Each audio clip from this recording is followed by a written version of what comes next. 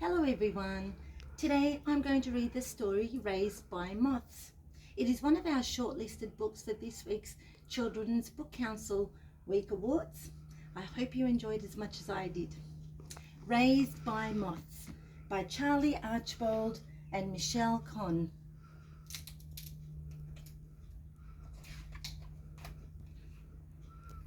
Raised by Moths.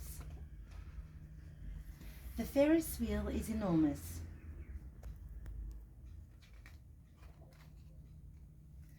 Can Willow jump in with you?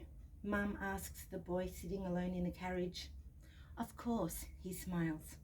I clamber in. With a crank, we judder upward.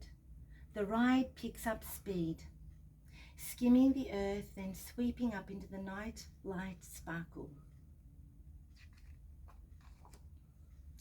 But there's a crank, a creak, a sudden stop. The boy and I are alone. We swing at the very top of the world. I grip the rails. Don't be scared, the boy grins. Watch. He claps and rubs his hands together. There's a swoosh, a rustle, a beating hum. A huge silver moth nestles beside him. At first, only one.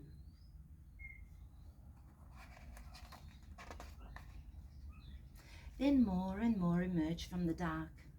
He raises his arms and like snowflakes they flurry. A cloud of furry moths shower over him.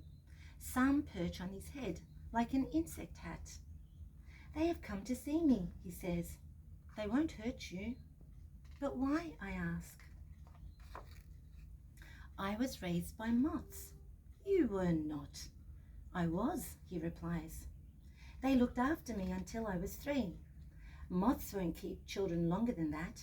We get too big and have too many questions.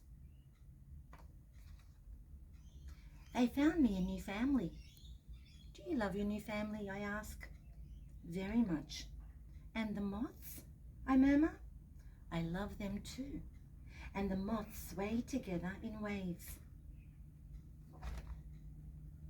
I hold out my palm and a little moth accepts my invitation.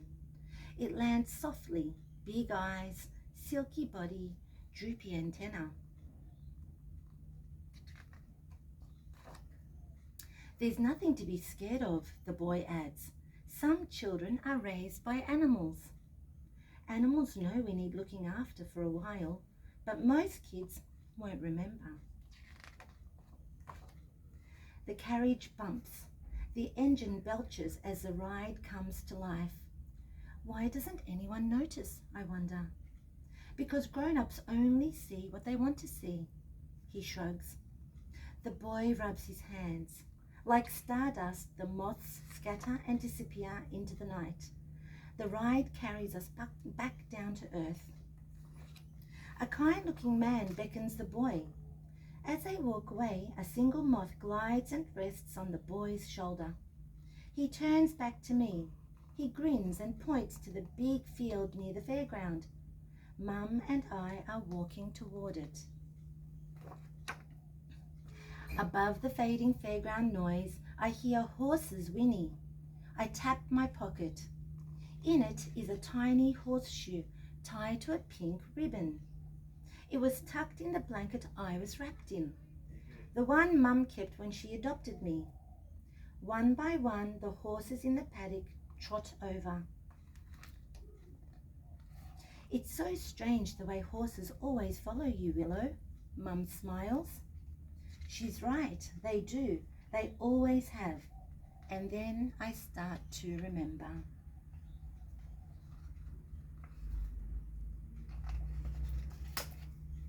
I hope you enjoyed that book as much as I did.